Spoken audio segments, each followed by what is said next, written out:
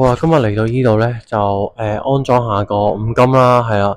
咁我第一咧就係咧就將個咧嗰個冷氣嗰邊嗰個窗簾個碌棍咧就安翻出嚟啦。咁其實咧已經裝好咗噶啦，係啦。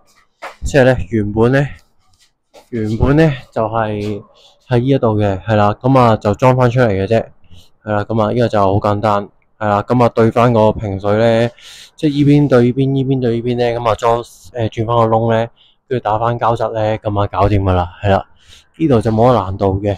咁啊跟住咧呢一度咧就要咧裝個 T 字形嘅晾衫架，係啦，咁啊呢個就比較麻煩嘅，係啦。咁啊因為又要即係你要度三邊嘅長度啦，咁同埋要平水啦，三邊平啦，因為你晾衫如果你斜嘅就會斜咗落去啦。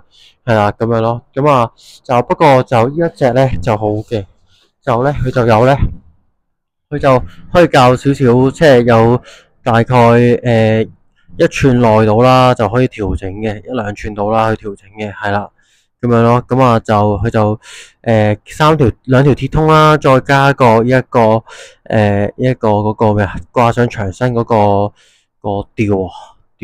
唔知叫咩名啦，係啦。咁總之呢度就會上3粒螺絲啦。咁啊呢度咧收鬆收緊咧就可以固定，即係揦實呢一支不鏽鋼咯，係啦。咁啊上面咧就有一個 T 咧，你見到都有幾口螺絲咧，十字螺絲咧，俾你去調位嘅，係啦。咁啊依邊亦都有啦，係啦。咁嗰邊亦都有啦，係啦。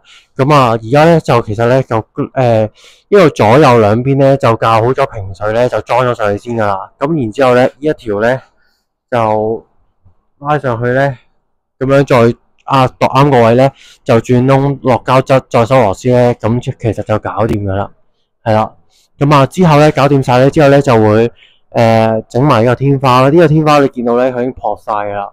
係啊，即係應該咧，之前有滲過水啦，咁啊啲石屎剝落咁樣啦，咁所以就挑起晒出嚟咧，咁啊再批翻啲新嘅泥落去咯，係啦，睇下入邊咩情況咯，係啦，咁啊而家就裝埋呢個不鏽鋼晾衫架先，係啦，好啦，咁而家咧就嗰個依度咧就已經裝咗啦，係啦，咁啊呢度裝完咧，如果你喺下面咧咁望上去咧。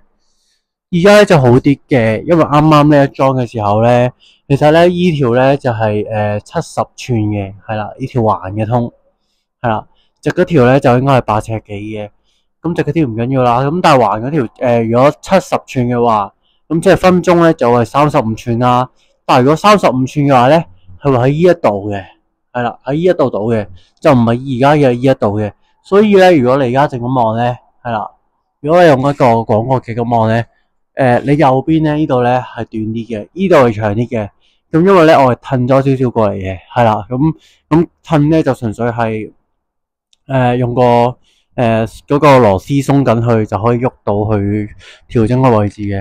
咁但係點解會咁咧？就係因為咧呢個牆身咧係唔平嘅，係啦，即係佢即係嗰一邊同呢一度嘅距離咧係唔一樣嘅，應該係嗰邊應該係。窄啲嘅，係啦，所以咧就有咁嘅情況出現咯。咁而家咧校好咗咧，咁其實呢隻同支燈平排咧，咁樣咧就好睇啲咯，望落去係啦。但係而家就其實就唔係分鐘嘅，係啦咁樣。咁另外咧，佢個牆身咧個天花都係唔平嘅。咁個天花咧其實咧佢係咁樣斜咗落去嘅。咁所以咧我依度係打咗平水，校好平水嘅。咁但係咧，如果係喺上面望落去咧，係啦。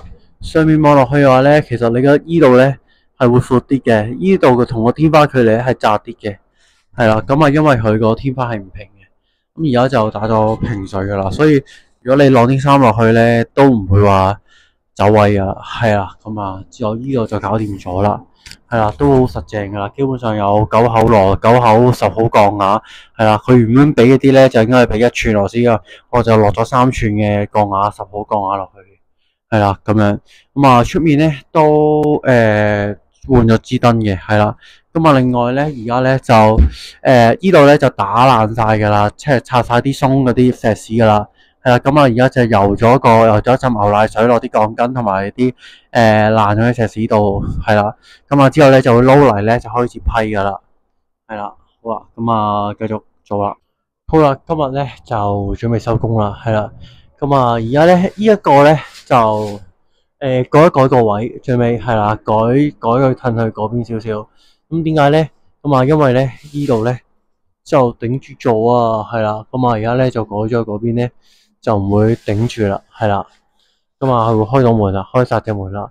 咁啊，另外咧呢一度咧都已經咧批晒嚟啦，係啦，咁啊就批咗呢度咧就批咗一浸嘅，係啦，企起身呢埲牆，係啦，天花嗰埲牆咧就批咗兩浸嘅，因為深少少，係啦，咁啊等佢乾啦，乾咗之後咧就可以執灰批灰噶啦，係啦，咁啊上面嗰啲咧篤咗過去咧試咗咧，咁就啲石屎冇鬆嘅，所以咧就唔繼續打落去啦，係啦，咁啊之後批翻灰就 O K 嘅，可以執油噶啦。